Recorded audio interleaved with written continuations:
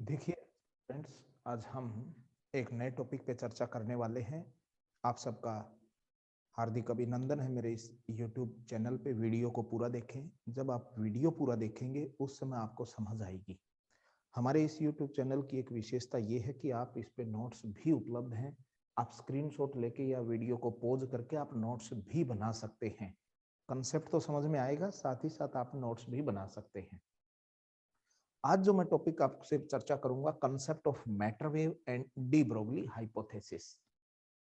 1923 या 24 के आसपास की बात है। ये 1923 या 24 एक साइंटिस्ट हुए हैं, फ्रेंच साइंटिस्ट थे, डी ब्रोगली। उसने कंसेप्ट के ऊपर देखा। उसने क्या पाया कि जब कोई भी वेव मूवमेंट करती है तो उसके का नेचर पार्टिकल नेचर भी था। कैसा नेचर था कि वेव जब एसोसिएट है, जब रेडिएशन ऑफ एनर्जी मूवमेंट करती है, क्योंकि फोटो इलेक्ट्रिक इफेक्ट ने इसका फोटोन के कंसेप्ट को बता दिया था, तो वहां हमने ये पाया कि कोई भी एनर्जी और कोई भी रेडिएशन है, उसकी एक प्रॉपर्टी है कि उसकी पार्टिकल नेचर भी है। तो इसका अपोजिट जो चर्चा की गई उसमें यह पाया गया कि अगर कोई पार्टिकल मूविंग स्टेज में है तो उसका नेचर होगा कि उसके साथ वेव जुड़ी हो। तो क्या था कि जब भी कोई वेव या एनर्जी प्रोपोगेट करती है तो उसकी नेचर थी, पार्टिकल नेचर भी थी। जैसे हम फोटो इलेक्ट्रिक इफेक्ट में देखा था कि जब लाइट फॉल करते हैं किसी मेटल सरफेस पे तो वो इलेक्ट्रॉन को इजेक्ट करती है। तो इलेक्ट्रॉन को तब इजेक्ट करेगी जब इस लाइट का कैसा नेचर हो, पार्टिकल नेचर हो, क्योंकि पार्टिकल डिस्प्लेस द पार्टिकल। तो सेम यही सोचा डी ब्रोगली ने कि अगर कोई भी पार्टिकल अगर मूविंग कंडीशन में है तो क्या उसके साथ भी वेव एसोसिएट होगी या नहीं। इस कंसेप्ट को इसने एक्सप्लेन करा और इसने एक हाइपोथेसिस प्रोवाइड किया। इसने कहा कि जो मैटर वेव का कंसेप्ट लेके आया डी ब्रोगली, यही कंसेप्ट लेके आया कि कोई भी मूविंग पार्टिकल है, जब वो मूविंग कंडीशन में है तो उसके साथ एक वेव एसोसिएट होती है। यानी the wave associated with moving particle is called matter wave। ये मैंने सिंपल सी भाषा में लिख दी कि कोई भी पार्टिकल है अगर वो मूविंग कंडीशन में है तो उसके साथ जो वेव एसोसिएट है, जुड़ी हुई है, वो आपका कौन सा हो जाएगा, मैटर वेव कहलाएगा। तो आप इस चीज को समझे। इसका ये कंसेप्ट आया है ड्यूल नेचर ऑफ लाइट से। यानी लाइट के कुछ ऐसे फिनोमिना थे जो उसकी वेव नेचर से एक्सप्लेन होते हैं और कुछ ऐसे फिनोमिना है जो उसके पार्टिकल नेचर से कनेक्ट होते हैं। तो यहां हमने इसी चीज को जानने की कोशिश की है कि डी ब्रोगली ने देखा कि जब वेव का पार्टिकल नेचर है तो क्या मूविंग पार्टिकल के साथ भी कोई वेव होती है। तो होती है और उसका नाम दिया इसने मैटर वेव। ध्यान रखना, मैटर वेव है एक पैकेट के रूप में होती है, ऐसे नहीं है जिसको हम ग्रुप वेलोसिटी और पार्टिकल वेलोसिटी के नाम से बड़ी क्लास में, हायर क्लास में जाके इसको समझने की कोशिश करेंगे। हम यहाँ सिंपल सी बात समझते हैं कि ये कंसेप्ट लेके कैसे आई। तो इसके लिए इसने सिंपल सी कंसेप्ट की बात करता है। एक तो क्वांटम फिजिक्स का यूज करता है और जो वेवलेंथ और फ्रीक्वेंसी का रिलेशन था क्वांटम मैकेनिक्स के अंदर, तो यहां हम कंसेप्ट लेके आए हैं। We know that we know that we know that a wave moving या a wave having frequency nu and wavelength lambda, then by using Planck quantum theory, Planck's hypothesis या Planck quantum theory, energy associated with that, or energy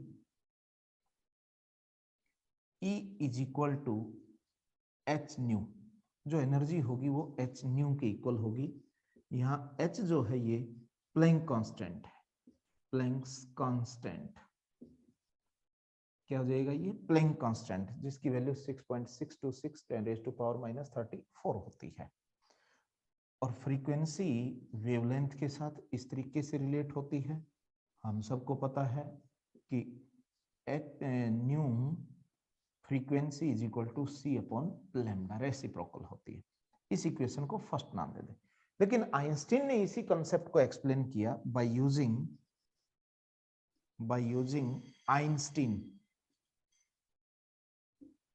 using Einstein formula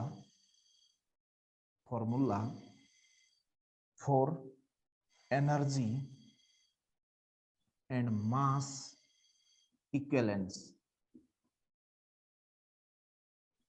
क्या use किया उसने कि जो energy होती है किसी पार्टिकल की mc स्क्वायर, यहाँ c है स्पीड ऑफ लाइट, यहाँ भी c स्पीड ऑफ लाइट है।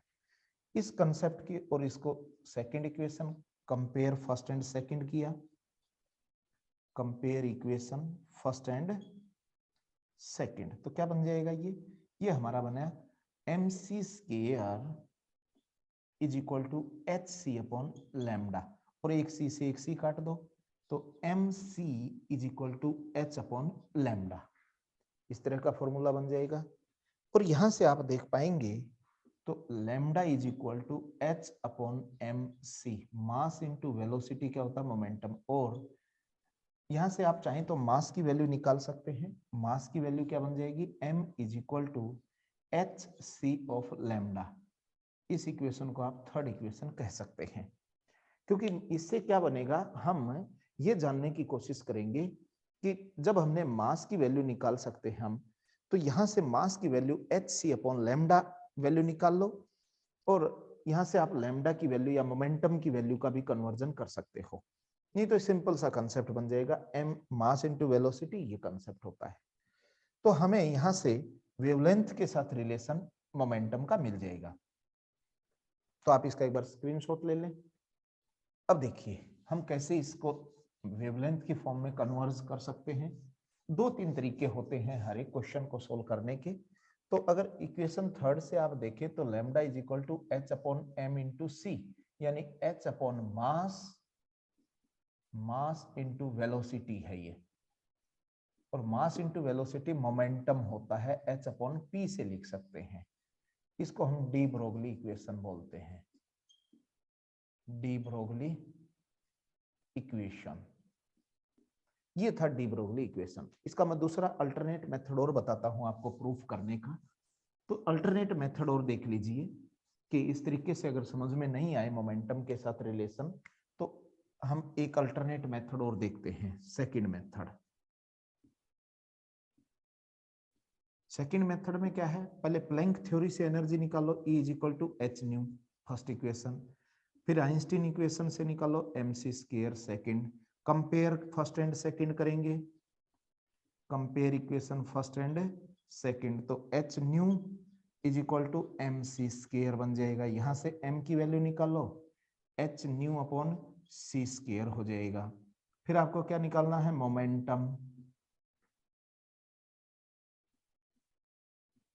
मोमेंटम क्या होता है, p is equal to mass into velocity, mass into velocity. Mass की वैल्यू ये रख दो, H nu upon C square, velocity C, C से सी काट दो, H nu upon C. H इसको क्या लिख सकते हो, सी अपॉन न्यू, और एच अपॉन ये क्या होगी, लैम्डा। तो P is equal to H upon lambda, और lambda is equal to H upon P. वही रिलेशन जाके वापस बन जाएगा। ये सेकंड मेथड है, मैथमेटिकली हम इसको इस तरीके से कैलकुलेट कर सकते हैं। तो आप इसको भी स्क्रीनशॉट लेके सोल्व कर सकते हैं। तो हम जो बात चर्चा करने वाले हैं वो यहाँ मेनली जो बात की हम चर्चा करेंगे कि मोमेंटम क्या होता है। इंपॉर्टेंट थिंग्स जो है, फर्स्ट केस है, if mass of particle increase, mass of particle increases,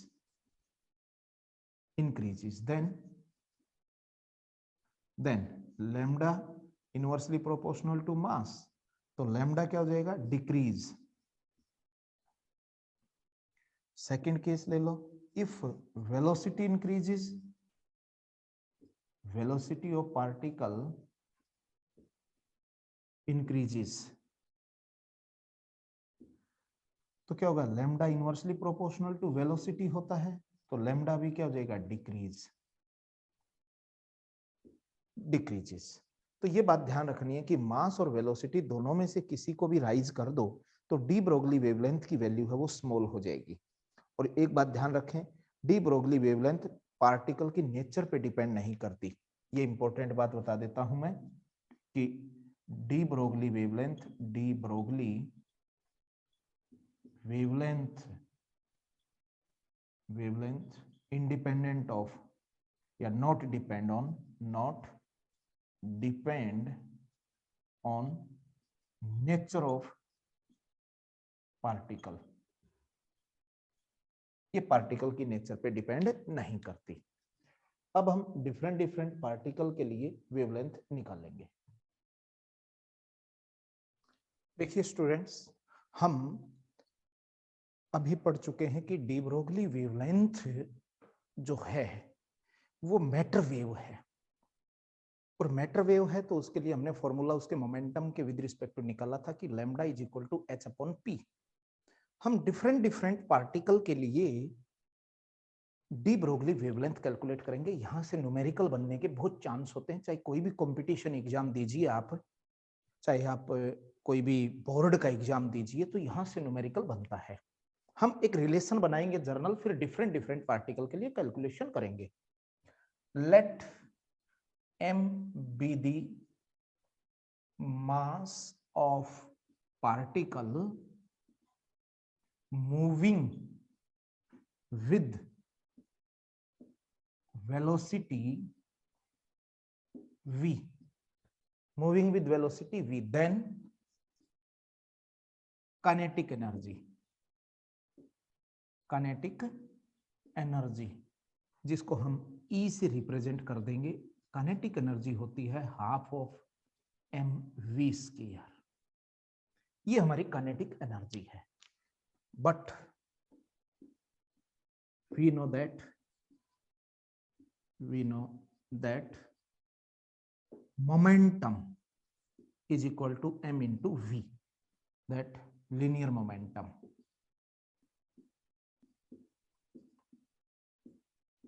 linear momentum क्या होता है, p is equal to m upon v।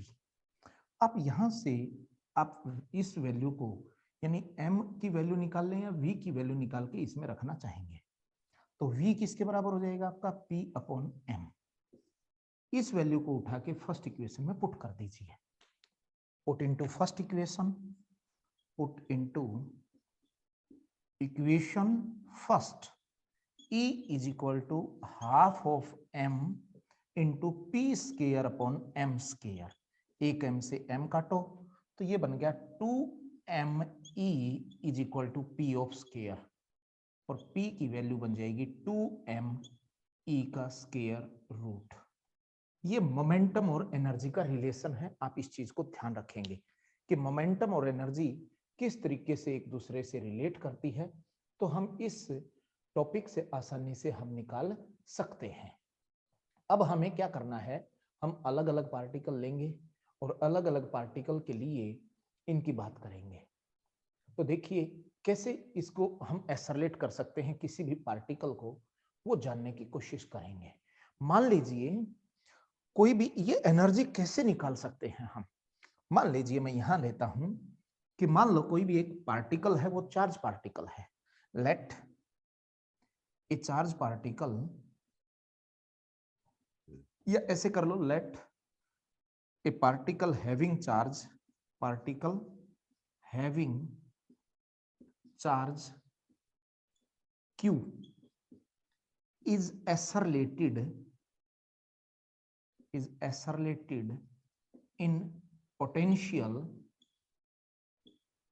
v, then its energy became, its energy क्या हो जाएगी, E is equal to Q into V. ये हमारा formula होता है। E क्या हो जाता है, एनर्जी होती है चार्ज इनटू पोटेंशियल। ये ध्यान रखना, इलेक्ट्रिक फील्ड नहीं है, ये एनर्जी है, काइनेटिक एनर्जी। तो इस इक्वेशन को इस सेकंड इक्वेशन में पुट करो, put into second, put into equation second, तो क्या बन जाएगा, momentum is equal to 2m/qv का रूट बन जाएगा। तो डी ब्रोगली वेवलेंथ को हम सब जानते हैं, आप इसका एक बार स्क्रीनशॉट लें। तो फिर डी ब्रोगली वेवलेंथ को हम निकालना चाहते हैं, तो डी ब्रोगली वेवलेंथ का फॉर्मूला देखिए क्या होता है आपका। हम जानते हैं कि डी ब्रोगली वेवलेंथ का फॉर्मूला होता है lambda is equal to h/p, और p की वैल्यू वहां से उठा के रख दीजिए। तो lambda is equal to h/2m charge into potential, ये आपका जर्नल फॉर्मूला बन जाएगा। इस फॉर्मूले का उपयोग करेंगे हम, यूज करके अलग अलग पार्टिकल के लिए हम वेवलेंथ कैलकुलेट करने की कोशिश करते हैं। जैसे इस को हम इक्वेशन नंबर 5 कह देते हैं। फॉर इलेक्ट्रॉन, सबसे पहले हम इलेक्ट्रॉन पार्टिकल के लिए बात करना चाहेंगे। तो इलेक्ट्रॉन के लिए देखिए, मास ऑफ इलेक्ट्रॉन क्या होता है, मास ऑफ इलेक्ट्रॉन आप सब जानते हैं, मास ऑफ इलेक्ट्रॉन me होता है, जिसकी वैल्यू 9.1 10⁻⁻31 kg। फिर हमने क्या किया, चार्ज ऑफ इलेक्ट्रॉन E से लिखते हैं हम, जिसकी वैल्यू 1.6 10⁻⁻19 कूलम। चार्ज हो गया, मास हो गया। H की वैल्यू कितनी होती है, H की वैल्यू 6.626 10⁻⁻34 जूल पर सेकंड होती है। इलेक्ट्रॉन के लिए अगर आप लैम्डा E निकाले, वेवलेंथ ऑफ इलेक्ट्रॉन, तो ये आपका h/2 mass of electron, charge of electron और पोटेंशियल V। हम जब इन वैल्यू को रखें इस फॉर्मूले में, तो 6.626 10⁻⁻34 divided by root of 2 into 9.1 10⁻⁻31 1.6 10⁻⁻19 और V। जब इसको हम गुणा भाग करें तो हमारे पास एक फॉर्मूला आ जाता है 12.27 into 10⁻⁻10 divided by root of V। और भी इसको अगर लिखना चाहें तो 12.27 एंगस्ट्रॉम अपॉन रूट V। तो ये जर्नल फॉर्मूला है आपका। वेवलेंथ ऑफ इलेक्ट्रॉन के लिए फॉर्मूला बने तो मैं ऐसे लिख सकता हूं कि lambda E is equal to 12.27 angstrom upon root of V। इस क्वेश्चन, इस फॉर्मूले के ऊपर इलेक्ट्रॉन के लिए क्वेश्चन कैसे पूछा जाएगा, आपको V की कोई वैल्यू दे देगा और V की वैल्यू देके आपसे ये पूछ सकता है कि आप जैसे मान ले 100 पोटेंशियल दे दे या 64 पोटेंशियल दे दे, 125 पोटेंशियल, V की वैल्यू कुछ भी दे सकता है आपको। इलेक्ट्रॉन की वेवलेंथ निकाले, बेसिक फॉर्मूला ये ध्यान होना चाहिए, और इलेक्ट्रॉन के लिए ये फॉर्मूला आपको ध्यान होना चाहिए। अब हम सेकंड फॉर प्रोटॉन पढ़ते हैं। इस बेसिक फॉर्मूले का यूज करेंगे हम प्रोटॉन के लिए। तो देखिए प्रोटॉन के लिए कैसे वो रिलेशन बनेगा ये, फिर हम इनके एक एक को पढ़ेंगे और हम फिर क्या करेंगे, कोरिलेट कर लेंगे। For proton, for proton, proton के लिए हमें क्या ध्यान होना चाहिए, mass of proton, mass of proton का पता होना चाहिए, और मास ऑफ प्रोटॉन mp की वैल्यू होती है 1.67 10⁻⁻27 kg। चार्ज ऑफ प्रोटॉन वही E के बराबर होता है 1.6 10⁻⁻19 कूलम। यानी इलेक्ट्रॉन और प्रोटॉन पे चार्ज इक्वल होता है। किसी V पोटेंशियल में अगर इसको हम एसरलेट करें, लैम्डा P की वैल्यू बन जाएगी h upon root of 2mp/qpv। Value रखें, lambda P is equal to 6.626 10⁻⁻34 divided by root of 2 into 1.67 10⁻⁻27 और चार्ज की वैल्यू 1.6 10⁻⁻19 इंटू पोटेंशियल हम V लेके चले हैं, ताकि एक जर्नल फॉर्मूला बन जाए।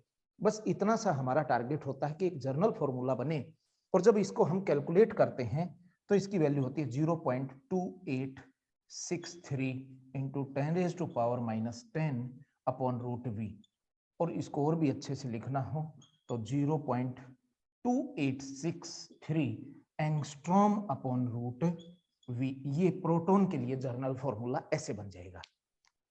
इसी तरीके से आप किसी अल्फा पार्टिकल के लिए हम निकालते हैं, समझ में आ जाएगा। ऐसे न्यूमेरिकल आ जाए प्रोटॉन के लिए तो ऐसे वैल्यू निकालेंगे, वी की वैल्यू आपको गिवन होगी। अब हम अल्फा पार्टिकल के लिए देखते हैं, बेसिक फॉर्मूला वही है। अल्फा पार्टिकल के लिए फॉर्मूला क्या बनेगा, फॉर अल्फा पार्टिकल लिखिए, for alpha particle. Alpha particle के लिए किसी वी वोल्टेज के अंदर जो फॉर्मूला बनेगा lambda alpha is equal to वो बनेगा H upon 2 time of mass of alpha, charge of alpha और वी पोटेंशियल। हम जानते हैं कि मास ऑफ अल्फा पार्टिकल होता है वो 4 time of mass of proton होता है। इसका सिंपल सा मीनिंग हुआ 4 इंटू 1.67 10⁻27 kg। ये हमारा मास ऑफ अल्फा पार्टिकल है। चार्ज ऑफ अल्फा पार्टिकल होता है 2 time of charge of proton, यानी 2 time of charge of proton था 1.6 10⁻⁻19 कूलम। किसी भी वोल्टेज में है तो इस फॉर्मूले में रखेंगे तो lambda alpha is equal to आपका हो जाएगा 6.626 into 10⁻34 divided by root of 2 ऐसे कैसा 4 इंटू 1.67 10⁻⁻27 2 इंटू 1.6 10⁻⁻19 इंटू वी पूरे का रूट। अब हम इसको कैलकुलेट करेंगे। जब हम इसको कैलकुलेट करते हैं तो अल्फा पार्टिकल के लिए जो इसकी वैल्यू आती है lambda alpha is equal to 0.101 10⁻⁻10 upon root V, या इसको हम लिख सकते हैं 0.101 एंगस्ट्रॉम अपॉन रूट वी। ये अल्फा पार्टिकल के लिए आपका फॉर्मूला हो जाएगा। इसी तरीके से आप ड्यूट्रॉन के लिए भी आपसे क्वेश्चन पूछा जा सकता है कि ड्यूट्रॉन के लिए, इसको सोल्व नोट कर लें आप। अब ड्यूट्रॉन के लिए फॉर्मूला निकालना हो तो कैसे सोल्व करेंगे, हम फॉर ड्यूट्रॉन पार्टिकल की बात करते हैं तो फॉर ड्यूट्रॉन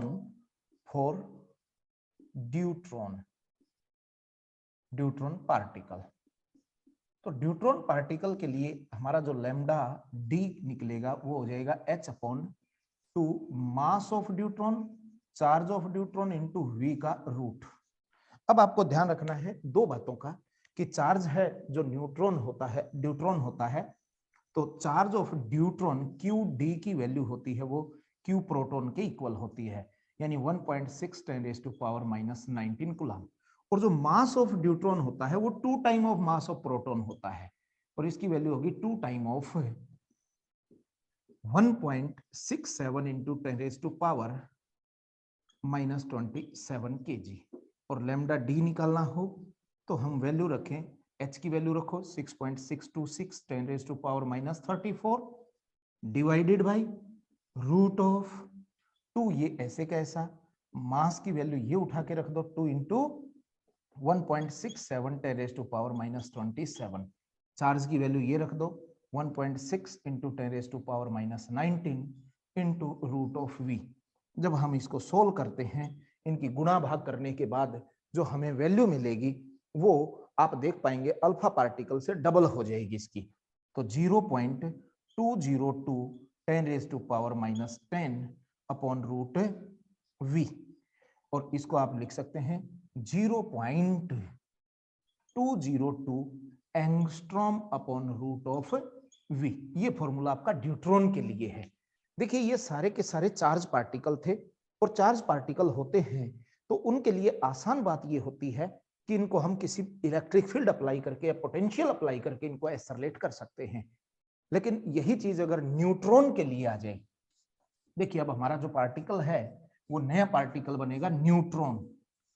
हम पार्टिकल की बात करते हैं फॉर न्यूट्रॉन। अब न्यूट्रॉन पार्टिकल के लिए देखोगे it is chargeless, it is chargeless. अगर चार्जलेस पार्टिकल है तो इसको एक्सेलरेट कैसे करें, इसको एक्सेलरेट करेंगे टेम्परेचर से। If it is accelerated accelerated by temperature capital T, then its kinetic energy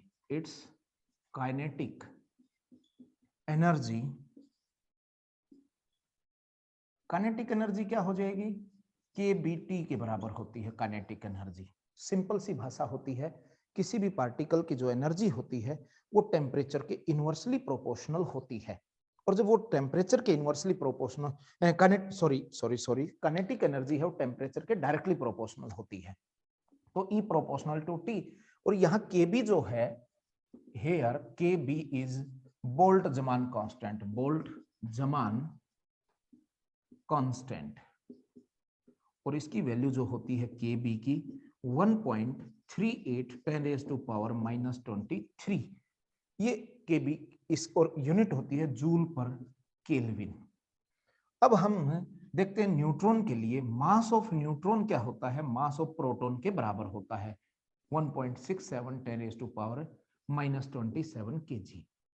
तो लैम्डा ऑफ न्यूट्रॉन किसके बराबर हो जाएगा, H/2 mass of neutron into energy, ये वाला फॉर्मूला यूज करेंगे और पुट करो value H/2 mass of neutron KBT आ जाएगा यहाँ बोल्ट्जमान कांस्टेंट, क्योंकि एनर्जी यहाँ टेम्परेचर के कारण एनर्जी आएगी इसकी, और वैल्यू पुट करो lambda of neutron is equal to 6.6 10⁻⁻34, 6 to 6 लिख लो, divided by root of 2 mass of neutron 1.67 10⁻⁻27, और KB की वैल्यू 1.38 इंटू 10⁻⁻23 और T फॉर टेम्परेचर।